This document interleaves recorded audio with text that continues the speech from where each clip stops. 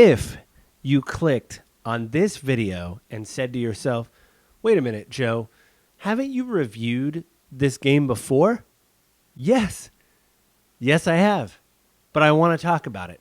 So let's talk about it again. Welcome to episode 272 of Gaming with Grief. Let's talk about how a game can nail a feeling of dread, grief, without feeling suffocating. So when I see a trailer or hear about a game and want to review it for the podcast, there are three questions I ask myself. One, what message is this game trying to articulate about grief? Two, what message I believe the game has articulated about grief? Basically after I played it. London wasn't much better. And three, how did those things meet in the middle? How did my assumption about what the game was and my interpretation of what the game was trying to say meet in the middle? New Eden is cold as death. You may well be disappointed.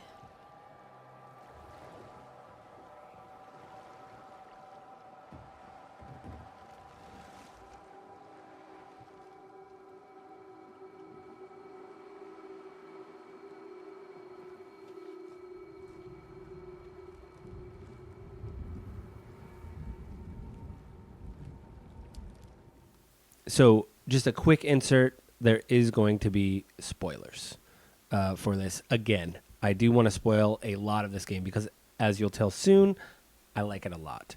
Did you banish me? So question one, what do I think the game is trying to say about grief? Well, when I saw the trailer for the game, I thought to myself, well, this looks interesting. Obviously, I wanted to cover it for the podcast. Life to the living and death to the dead is an interesting slogan, but what exactly was going to be the unique take on death? Now, many people, I think, are kind of deriding the idea of the game of like, oh, you're these ghost hunters and your partner, your master, Duarte, becomes a ghost. Maybe that's a little bit cliched, but I think that it's more than that. This game is more than the setup.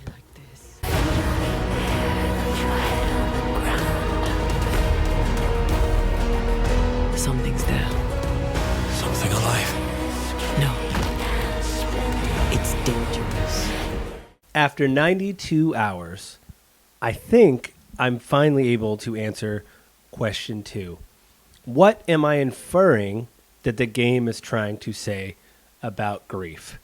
Well, I think what the game is trying to say is grief is terrible.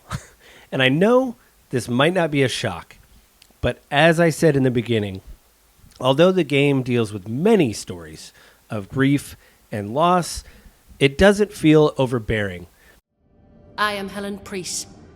Antea Duarte. This is my partner, Red McGrath. It is rare that the living can see the lingering dead. All I know is one day I woke after 7 long years of grief, and my Sebastian was back. It was as if my prayers had at last been answered. That was enough for me. In times of danger, I am duty-bound to protect the woman I love. You understand?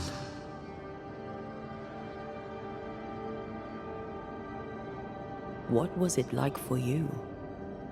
After my own death, I floated outside of time without knowing what was happening to me.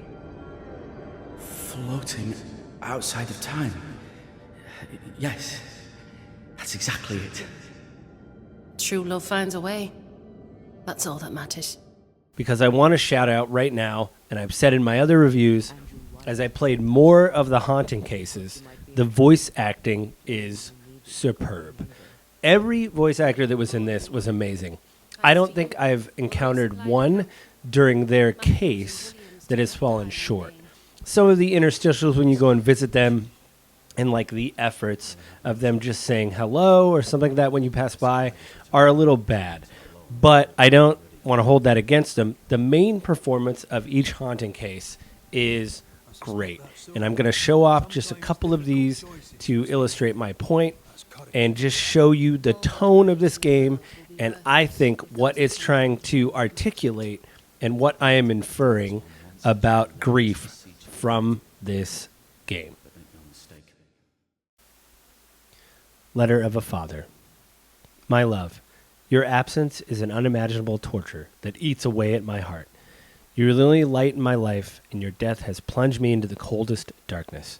My greatest pain, apart from having lost you forever, is knowing that you are inaccessible, that your body, swallowed by the mountain, prevents me from giving you a decent burial. I cannot stand the idea of you being alone, so I brought you your favorite doll, the one you used to share everything with. My love, my dear daughter, my heart is broken to know you are so far from me. Forgive me, my love, for being such a helpless father. May you rest in peace, my child, and may we meet again in the afterlife. That is a letter that is in the game. It blows me away that someone wrote that letter and they were like, yeah, not in a bad way. I'm being positive. That hit, and it hit hard.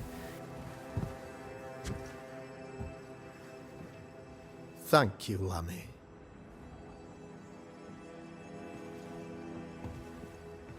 Behold this miracle of ours, Mr. McCraith.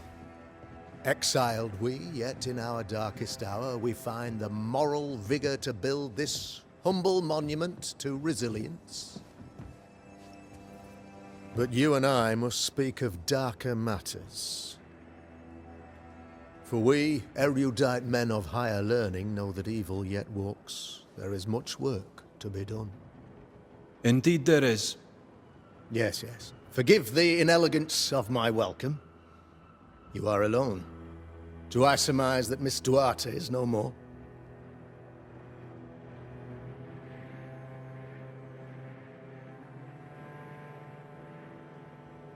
She knew the risks. So will I go in unto the king, and if I perish, I perish. So said Esther to Mordecai. Such wisdom, such courage. I'm so sorry for your loss. Grief is a journey, long and painful, but you do not walk the road alone, I promise you. And there comes a time when you must let go and walk on alone.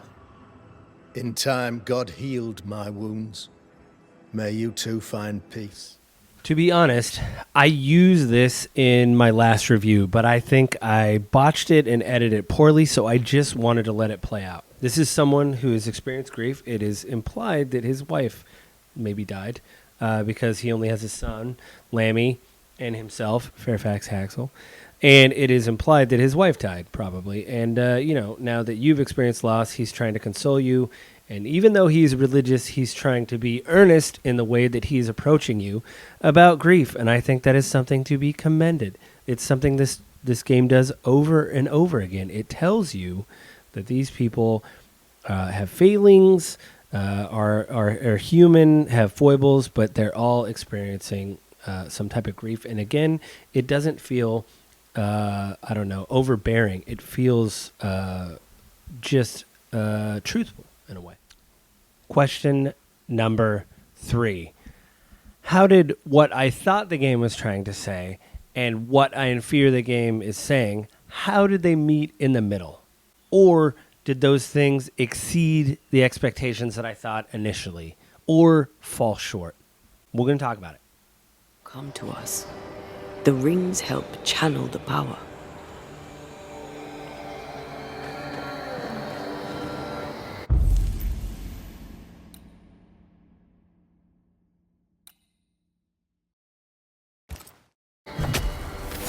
Reveal yourself!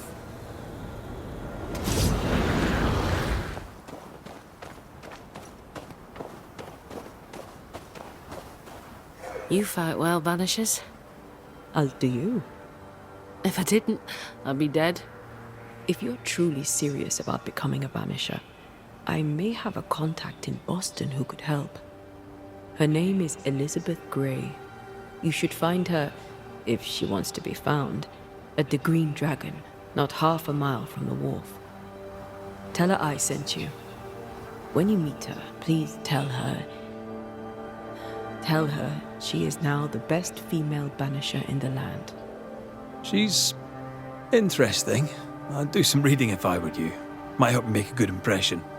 Here, this book served me well. It'll serve you too. I shall treasure it. Thank you.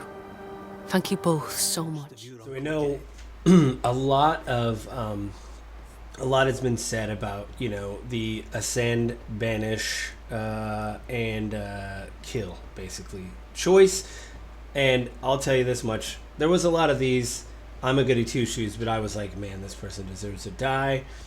But usually I would ascend people because it was so much pain that they had inflicted on people, and you found out through their stories that they had pain inflicted on them. Just like the Scudder case that I'm showing. Ugh. Just like this Scudder case I'm showing you right now. I just wanted everybody to find peace. I guess I'm too much of a goody two shoes, but this is example 2 in what I'm showing you of how I think, you know, question 3 came to be. Did what I think the game was going to say about grief and what I inferred the game said about grief come together? I would say it exceeded my expectations. You win, Banishers, Ghosts of New Eden. You win. You did way better than I thought.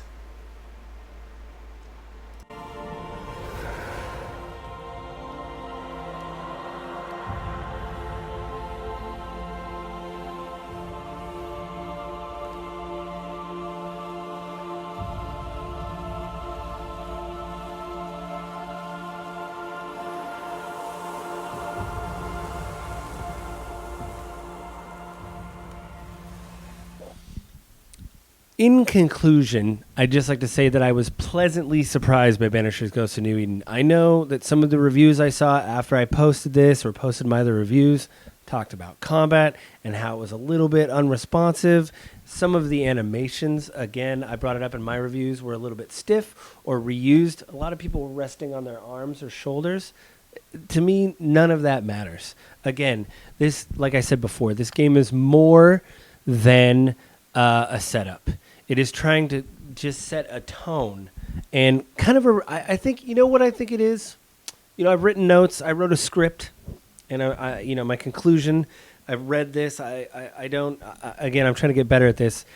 But what I think it is there's respect here. There's a respect for people that have passed on, you know, and I think what makes it unique is this is a grand scale kind of respect.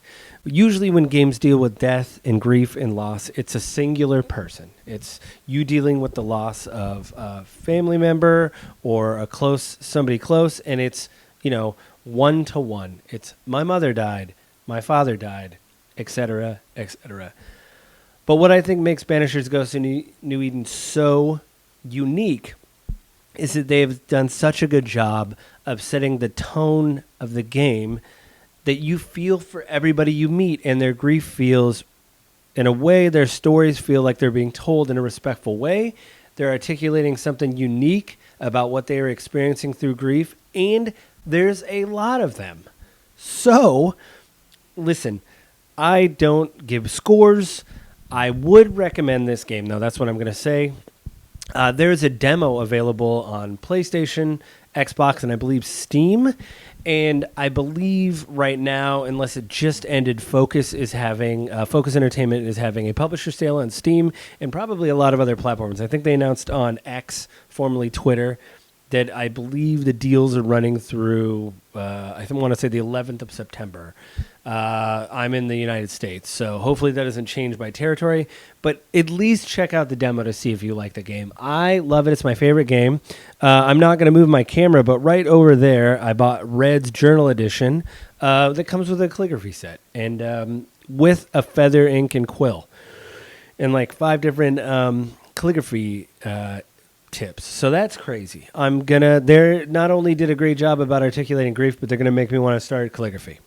Anyway, I hope you enjoyed the episode. I hope you enjoyed my somewhat kind of focused ramblings. You know, like I said, I'm trying to get better at this. If you like what you saw or heard, please subscribe on YouTube. The videos come out on the 15th of every month now. And I think that's it. Thank you so much for taking the time out of your day to watch this. And, I'll see you guys next month.